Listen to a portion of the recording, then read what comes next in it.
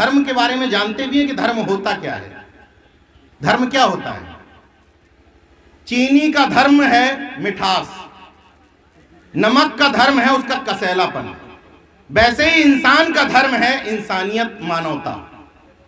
अगर धर्म से तथा कथित पाखंडों से लोगों के अंदर इंसानियत और मानवता आ रही होती तो यहां जितने लोग पुलिसकर्मी यहां बैठे खड़े हुए हैं, यहां का नजदीकी थाने में जाके चेक कर लो, धर्म को मानने वाला व्यक्ति रेपिस्ट और मर्डर नहीं होना चाहिए था। लेकिन दावे के साथ कह रहा हूं, उस थाने में जितने भी मर्डर और रेपिस्टों के नाम होंगे वो किसी न किसी धर्म को मानने वाले होंगे। चुनौती के साथ कह रहा हूं। लेकिन वो लोग बुद्धिस्ट और नास्तिक नहीं हो सकते, ये भी चुनौती के साथ कह रहा हूं। तो फिर तुम्हारे धर्म ने तुमको क्या सिखाया? वो लोग जो अपने आप को धार्मिक और मतांध कहते हैं, गुलाम कहते हैं, वो लोग चूहे को गणेश का वाहन मानते हैं, वो अपने घरों में चूहे को मारने के लिए चूहा मार दवा रखते हैं, और हमारे जैसे नास्तिक लोग पिंजड़ा रखते हैं। तो मानवता किसके अंदर है? इंसानियत किसके अंदर है?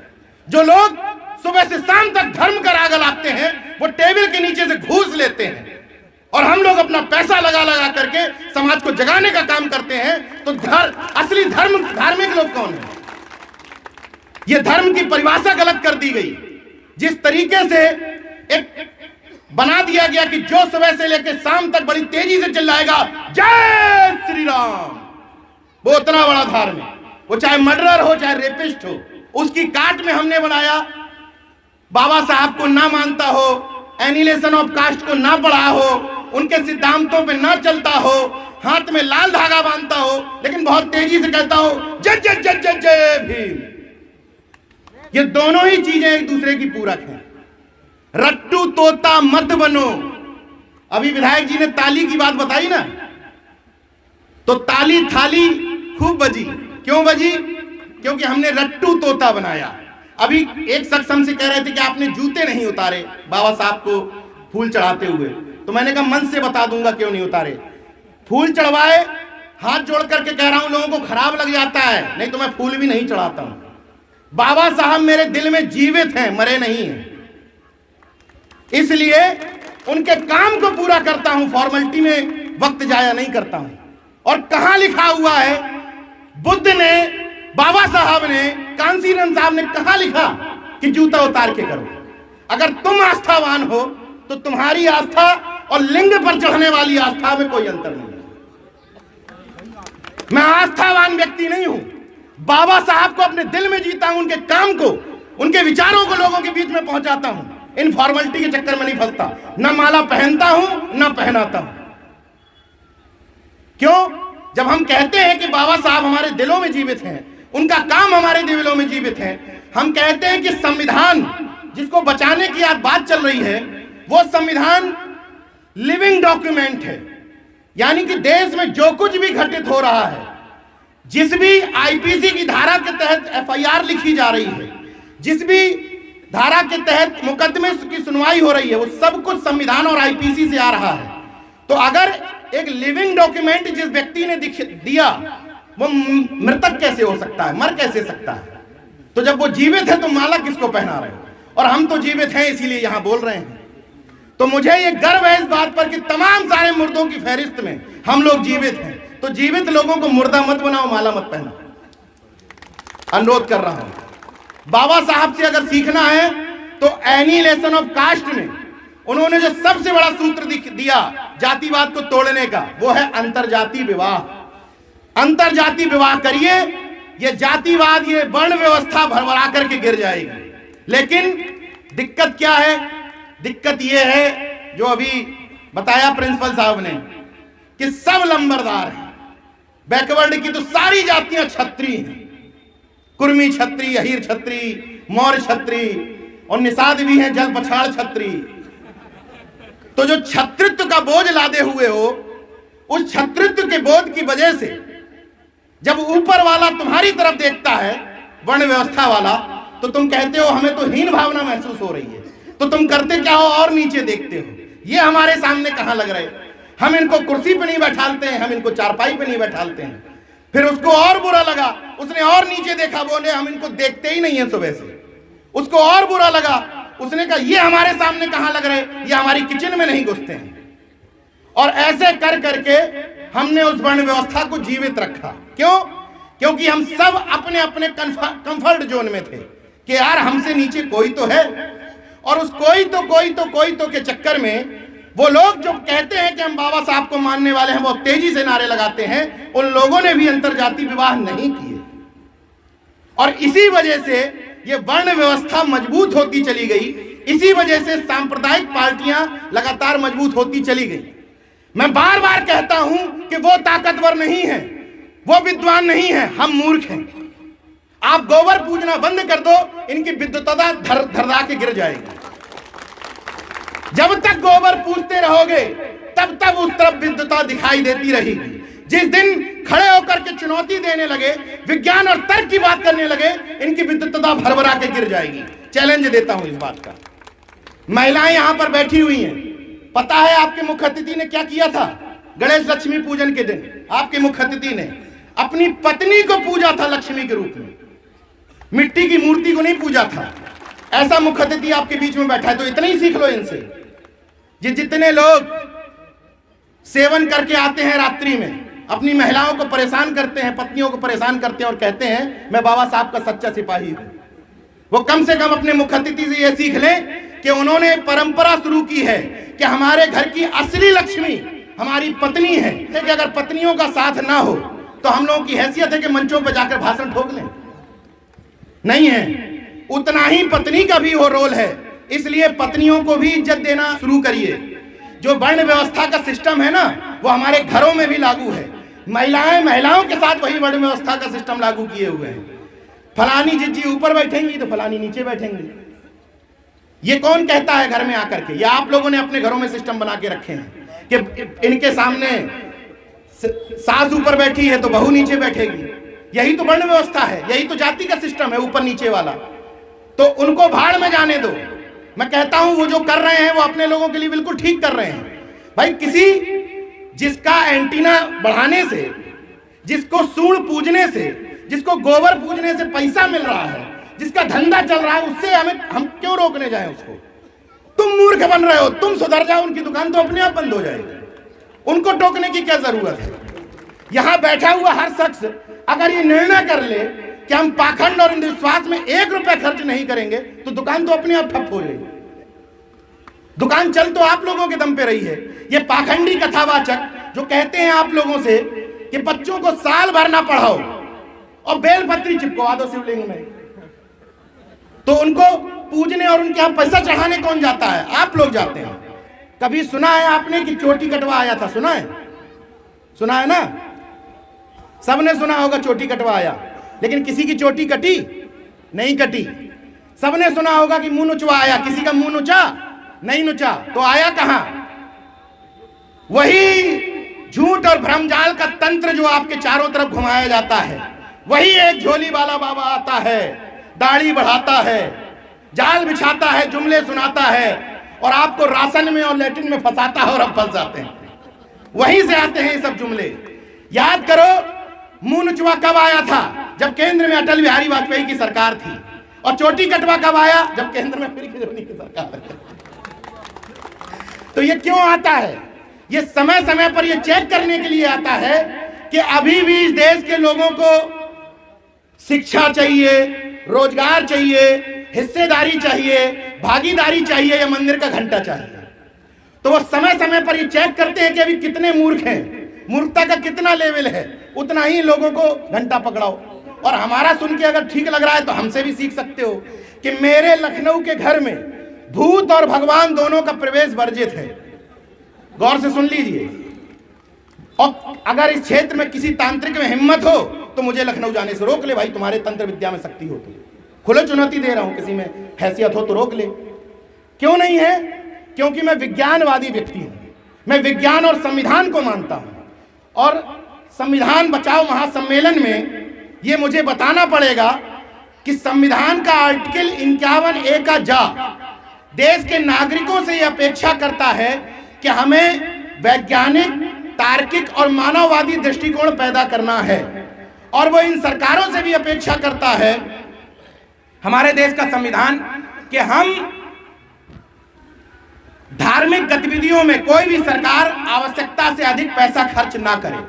यानी कि जो भी सरकार धार्मिक गतिविधियों में आवश्यकता से अधिक पैसा खर्च कर रही है वो संविधान के साथ उल्लंघन कर रही है। तो हम सब लोगों की डिमांड है, मुझे लगता है यहाँ तो कोई व्यक्ति ऐसा नहीं होगा जो सहमत ना हो कि जातिवार जनगणना होनी चाहिए। सब सहमत हैं? सब सहमत हैं?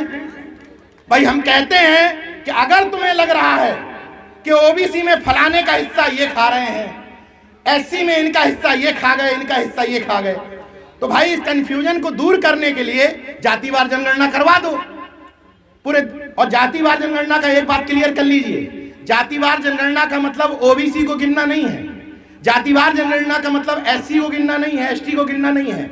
जातिवार जनगणना का मतलब है इस देश में ओबीसी, एससी, एसटी समेत सवर्णों को भी गिनो, ये भी बताओ कि कौन किसका हिस्सा खा रहा है, देश के कितने संसाधनों पर कितने % लोग कब्जा जमा कर बैठे हैं, कितने % लोगों को सिद्धार्थनगर में ठेका मिल रहा है, कितने % लोगों के पोकलैंड मशीन चल रही है, कितने % लोगों के जेसीबी चल रही है, कितने % लोगों के पेट्रोल पंप चल रहे हैं। ये सब डाटा निकालो, तब पता चलेगा कि देश के संसाधनों पर कौन कब्जा जमाए बैठा है। ये भी बताओ कि तुम्हारी सरकार बनने के बाद तुम्हारे मित्र अचानक से जो देश के टॉप 100 में आते थे, एशिया का नंबर 1 अमीर आदमी कैसे हो गया।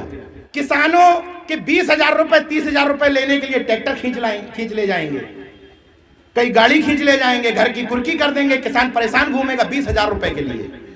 और हमारे मोदी जी के जितने भी धन्ना सेठ मित्र हैं, कारोबारी मित्र हैं, ऑन रिकॉर्ड बोल रहा हूं कि उनके कोई भी कारोबारी मित्र के पास 2,000 करोड़ 3,000 करोड़ रुपए से ज्यादा का कर्जा है बैंकों का, लेकिन अभी भी वो कर्जा मांगेंगे तो फिर मिल जाएगा। इसलिए मैं कहता हूं कि देश दोहरे संविधान से चल रहा है। एक संविधान हम लोगों पर लागू है कि जरा सा कुछ बोला वो लोगों की भावनाएं आहत हुई और मुकदमा दर्ज, और दूसरी तरफ भैया तुम कैसे तय करोगे कि तुम्हारी भावनाएं किस चीज में आहत हो रही हैं। ये भावनाओं को आहत करने का सिस्टम क्या है? अगर तुम मेरे सामने पाखंड की बात करते हो, धार्मिक आयोजनों की बात करते हो, तो मेरी भावनाएं आहत होती हो, मुकदमा दर्ज करो। कैसे तय होगा कि भावनाएं किसकी हैं? मेरी भी भावनाएं हैं, मेरे सामने जब कहा जाता है कि गोबर को पूजो, मैं आहत हो जाता हूं, दर्ज करो मुकदमा। कौन तय करेगा कि भावनाएं किसकी नाजुक हैं और कैसे आहत होंगी? इसलिए संविधान को बचाना है तो कैसे बचाना है? एक्चुअल में संविधान को खत्म कभी नहीं किया जाएगा, आरक्षण को खत्म करने की घोषणा कभी नहीं की जाएगी, लेकिन इनको इस स्थिति में पहुंचा दिया जाएगा कि इनके रहने न रहने का कोई मतलब नहीं रह जाएगा।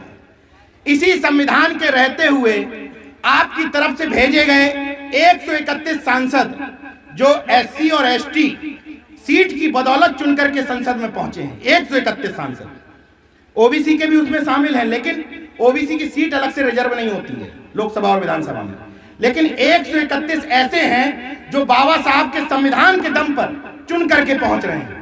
वो 131 मूर्ख दर्शक बन के बैठे रहते हैं, और ओबीसी का तो सिस्टम फिक्स है कि ढूंढा जाता है कि सर्वश्रेष्ठ गुलाम कौन, जो जिस जाति का सर्वश्रेष्ठ गुलाम होता है उसको उठा करके मुखौटे के रूप में आगे कर दिया जाता है, जो गुलामी नहीं कर पाता है उसको बाहर का रास्ता दिखा दिया जाता है। शाहनवाज हुसैन एक्सेप्टेड है ना, है कि नहीं है? कहां तकलीफ है शाहनवाज हुसैन से? कहां तकलीफ है लुलु मॉल के मालिक से, हजारों करोड़ वाले मुसलमान से? किससे तकलीफ है? पटरी रेहड़ी पटरी वाले मुसलमान से। वो है दुश्मन। चाइना के 50,000 करोड़ के व्यापार से तकलीफ नहीं है, 25 रुपए की झालर से तकलीफ है। वैसे ही सक्षम विदेशों से हजार करोड़ रुपए लेके आने वाले मुस्लिम से तकलीफ नहीं, वहां तो गले मिला जाता है, वहां तो गंगा जमनी तहजीब होती है। तकलीफ किससे है? बेचारा बाल काटने वाला मुस्लिम, ठिलिया चलाने वाला मुस्लिम, क्योंकि वहां से वोट बैंक सेट होता है, धंधा सेट होता है। और मूर्ति की बात का विरोध क्यों करता हूं? सरदार पटेल की मूर्ति लगवाई गई गुजरात में, पता उसकी ऊंचाई इतनी ज्यादा क्यों रखी गई? जितनी ज्यादा ऊंचाई होती है मूर्ति की, उससे उतना ही दूर दूर का वोट बैंक दिखाई देता है। तो चूंकि गुजरात से बिहार के पटेलों का भी वोट बैंक देखना था, उत्तर प्रदेश का देखना था, मध्य प्रदेश का देखना था, तो ज्यादा ऊंची लगवाई गई कि यहां से तमाम प्रदेशों का वोट बैंक दिखाई देगा। और अगर वोट बैंक नहीं बनना चाहते हो, गौर से सुनिएगा, एक समय था जिस समय में आपको जरूरत थी कि आप अपने महापुरुष के नाम पर इंटर कॉलेज का नाम मांगे, उनकी मूर्ति मांगे, एक समय था जब कहते थे कि जिलों का नाम रख दो, ये रख दो। मौजूदा सरकारों ने समझ लिया कि इनको हिस्सा ना दो, भागीदारी ना दो, नौकरी ना दो, निजीकरण करके सब कुछ छीन लो, देश का सब कुछ बेच दो, बस मूर्ति पकड़ा दो। तो अब आपकी डिमांड बदलनी चाहिए। अब आपको कहना है कि भैया मूर्ति तुम रख लो, लगवाओ श्यामा प्रसाद मुखर्जी की मूर्ति, नौकरी हमें दे दो, लगवा रख दो दीनदयाल उपाध्याय के नाम पर इंटर कॉलेज रख दो, डिग्री कॉलेज रख दो। पूरे सिद्धार्थनगर में जितने भी इंटर कॉलेज डिग्री कॉलेज हैं, तुम्हें जो पसंद आता हो वो माफी वीर सावरकर के नाम पे रख दो, जो रखना हो तुम्हें, हमें कोई आपत्ति नहीं है, लेकिन ठेके पट्टी में हिस्सा हमें दे दो। मूर्तियां तुम ले लो, नाम तुम ले लो, जितनी ड्रामेबाजी वाली चीजें हैं तुम रख लो, लेकिन हम लोगों को ये डिमांड बदलनी पड़ेगी और सरकार को ये बताना पड़ेगा कि अब हम मूर्ति और माला में बिकने वाले नहीं हैं। लेकिन अफसोस सरकार को अभी भी ये पता है कि बाबा साहब के सामने ऐसी तस्वीर खिंचा लो, ऐसी बस काम हो जाएगा।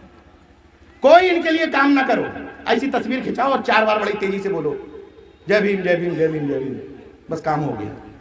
बदलना पड़ेगा हम सबको। अब ये मूर्ति माला मंत्र जयकारों में नहीं फंसना है, हिस्सा मांगना है, अपना हिस्सा, संवैधानिक ताकत से अपना हिस्सा मांगना है। इसलिए मैं कहता हूं, क्यों ताकते हो इन मंचों पर गुनहगार की तरह, चाहते हो तो हक छीन लो हकदार की तरह। और अब बात यह है कि संविधान कैसे बचाओगे? ये महिलाएं संविधान कैसे बचाएंगी? देख रही हैं हमारी तरफ टुकुर टुकुर, कैसे संविधान बचाएंगी? तो संविधान ऐसे बचाएंगी कि अडानी एशिया का नंबर 1 आदमी पैसे में, उसके वोट की जो कीमत है वही इनके वोट की कीमत है, ऐसे संविधान बचाएंगे। तो अगर नेता पाखंड विरोधी चाहिए तो जनता पाखंड विरोधी होनी चाहिए, अगर नेता ना बिकने वाला चाहिए तो जनता ना बिकने वाली होनी चाहिए। जनता राशन में बिकने को तैयार, जनता पखाने में बिकने को तैयार हो, कहते हो कि नेता ना बिकने वाला चाहिए, ये कैसे हो जाएगा? अपने अपने जमीर से पूछो, अपनी तरफ उंगली करते हुए, कि अगर सब कुछ बिक रहा है इस देश में, पूरी जिम्मेदारी के साथ कह रहा हूं कि गेल बिक रहा है, रेल बिक रहा है, सेल बिक रहा है, गेल बिक रहा है, भेल बिक रहा है, सब कुछ तो बिक रहा है। जो कहता था कि हमने रेलवे स्टेशन पर खड़े होकर के चाय बेची, वो रेलवे स्टेशन ही बेच दे रहा है। गजब है। मतलब अंधभक्तों का पैमाना देखिए। जिसने किसी को कभी चाय बेचते नहीं देखा वो मान जाता है कि चाय बेची, लेकिन जो देश बेचते हुए देख रहा है नहीं मान रहा कि बेच रहा है। महिलाएं सुन लें गौर से, ये नजर बट्टू, कजर बट्टू, हाय, काला धागा, काला टीका, ये बच्चों को कोई जरूरत नहीं है। मेरा बेटा 3 साल का है, नाम है कबीर, उसको ना नजर लगती है, ना कजर बट्टू की जरूरत है, ना बजर बट्टू की जरूरत है। इसलिए ये इन पाखंडियों के बहकावे में नहीं आना है। और ये प्रण कर लो आज के बाद कि जितना पैसा कथा में, भागवत में, पाखंड में बचेगा, अपने बच्चों की शिक्षा में लगाओगे आप। जो कहते हो कि हमारे पास पैसा नहीं है, हम क्या करें, तो जाके वहां पैसा कैसे चढ़ाते हो? वो पैसा बचाओ, कथावाचकों के फेर में मत फंसो, अपनी बच्चियों को कम से कम कथावाचकों के फेर में मत फंसाओ। मैं खुल के नहीं बोलना चाहता हूं, तमाम कथावाचकों की लिस्ट बनाओ और देखो कि उनमें से कितने लोग रेप के आरोप में जेल जा चुके हैं। सब बुरे नहीं हैं। वही बात है कि हमसे लोग कहते हैं कि नीरज भाई सारे मुस्लिम गलत नहीं हैं, लेकिन जो इनमें फंस रहा है वो मुस्लिम क्यों है? तो हम भी पूछना चाहते हैं कि सारे गलत नहीं, लेकिन जो फंस रहे हैं वो तुम ही क्यों हो? सबकी जिम्मेदारी है कि अपने से सवाल करें और संविधान बचाने के लिए जो आपने गुलाम वहां भेजे हैं संसद में और विधानसभाओं में, उनसे सवाल करें।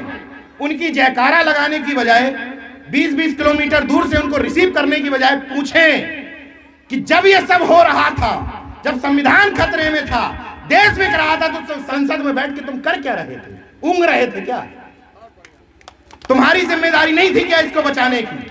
और अगर जिम्मेदारी थी तो अब अगर घर पे कोई वोट मांगने आए तो ये मत पूछना कि ट्रांसफार्मर दे दो, उससे ये पूछना कि संसद में और विधानसभा में जाओगे तो हमारे बच्चों के रोजगार की, हिस्सेदारी की, भागीदारी की, आरक्षण को बचाने की, संविधान को बचाने की लड़ाई लड़ोगे या नहीं। इसलिए संसद और विधानसभाओं में नकली वाला नहीं, जयकारा लगाने वाला नहीं, असली अम्बेडकरवादी भेजना है, असली मंडलवादी भेजना है, असली अर्जकवादी भेजना है, असली विज्ञान और तर्क को मानने वाला भेजना है, असली, नकली तो तमाम है। महिलाएं सुनिए, अगर मैं आप लोगों से कहूं कि किसी के पितर यहां अगल बगल खेत में गड़े हों, किसी के पूर्वज, तो हम कहें कि यहां पानी चढ़ाओ तो वहां चढ़ जाएगा खेत में? नहीं चढ़ेगा। तो यहां धरती पर चढ़ाने पे आसमान पर कैसे चढ़ जाता है? कैसे चढ़ जाता है? जब यहां का 500 मीटर दूर पे नहीं चढ़ रहा है तो नीचे चढ़ाने पे ऊपर कैसे चढ़ रहा है? मैं सिर्फ ये चाहता हूं, सिर्फ एक चीज चाहता हूं, मैं समानता की बात करता हूं, क्योंकि संविधान कहता है लिंग वर्ण जाति भेद के आधार पर कोई भेदभाव नहीं करना है। तो मैं भी चाहता हूं कि सारे धंधे एक बराबर कर दिए जाएं। जिस तरीके से झाड़ू लगाने वाला पैसा लेता है, झाड़ू लगाता है, वो उसका धंधा। बाल काटने वाला बाल काटता है, पैसा लेता है, उसका धंधा। नाली साफ करने वाला पैसा लेता है, उसका धंधा। तो ईश्वर के नाम पर धंधा चलाता है, उसका धंधा नहीं हुआ। तो मैं कुछ नहीं चाहता, आपका धंधा आपको मुबारक, कोई मुझे तकलीफ नहीं, लेकिन ये कहो कि धंधा है। कल मुझे एक खबर पता चली, नेपाल से जो रुद्राक्ष 5 रुपए का आता है, 5 रुपए का, उसको 5100 रुपए में बेचा जाता है अभिमंत्रित करके। ये धंधा नहीं है। करोड़ों रुपए का खेल कर रहे हो, मुफ्त में जा जाकर के कथा करो, एक भी पैसा ना लो कथा का, मान लेंगे कि तुम ईश्वर की भक्ति के लिए कर रहे हो, हमें तुमसे कोई आपत्ति नहीं है। इसलिए मैं फिर से कह रहा हूं कि हमें उनसे कोई आपत्ति नहीं, जिसका धंधा जैसे चल रहा हो चलने दो, लेकिन उस धंधे में आप शामिल नहीं होंगे। नोट हमारा, बहुजन को वोट हमारा, और वो भी नकली बहुजन को नहीं, जन्म वाले को, जो लड़ने के लिए तैयार हो, आपके अधिकारों के लिए, आपके हिस्से के लिए, आपकी हकदारी के लिए, आपकी नौकरियों के लिए। क्योंकि इंटरव्यू की बात बताई ना आपने, इंटरव्यू में यही खेल है कि ओबीसी एससी का वो लड़का जो रिटन में टॉप करता है, उसको इंटरव्यू में कम नंबर देकर रोकने की कोशिश और साजिश की जा रही है। मगर अफसोस की बात है कि खुद को बहुजनवादी पार्टियां, खुद को समाजवाद की बात करने वाली पार्टियां सत्ता में रही, लेकिन इंटरव्यू खत्म नहीं हुआ। आज तो कहने में बहुत आसानी है, बीजेपी है सत्ता में, गाली दो बढ़िया चीज चिल्ला चिल्ला के, कोई तकलीफ नहीं है, लेकिन सवाल सबसे होना चाहिए। और अगर कोई अच्छा करे तो सम्मान भी सबका होना चाहिए। मैं जब तक अच्छा करूं तारीफ करो, जिस दिन बुरा करूं सीधे हाथ पकड़ के मन से नीचे उतारो। व्यक्तिवाद में नहीं फंसना है। जो लोग नीरज भैया जिंदाबाद कर रहे थे उनसे हाथ जोड़ रहा हूं कि जीवित रहने दो भैया, कुछ दिन तक पत्रकार ही बना रहने दो, अभी जिंदाबाद मुर्दाबाद की आवश्यकता कतई नहीं है। महापुरुषों की जिंदाबाद करो, उनके विचार आगे बढ़ाओ। इन्हीं सब बातों को लेकर के आप सबके बीच में आया था। महिलाओं से एक और निवेदन कर ले रहा हूं, अंतिम निवेदन, कि घर में समानता का व्यवहार करो, पाखंड अंधविश्वास से दूर रहो, बच्चों को पढ़ाने लिखाने पे फोकस करो, और ये सोचो कि छोटी छोटी चीजों पर हम सबको एक वोट बैंक के रूप में नहीं बिकना है। जय विज्ञान, जय संविधान, नमो बुद्धाय, जय भीम, जय अर्जक, उल गुलाम जिंदाबाद, इनकलाब जिंदाबाद।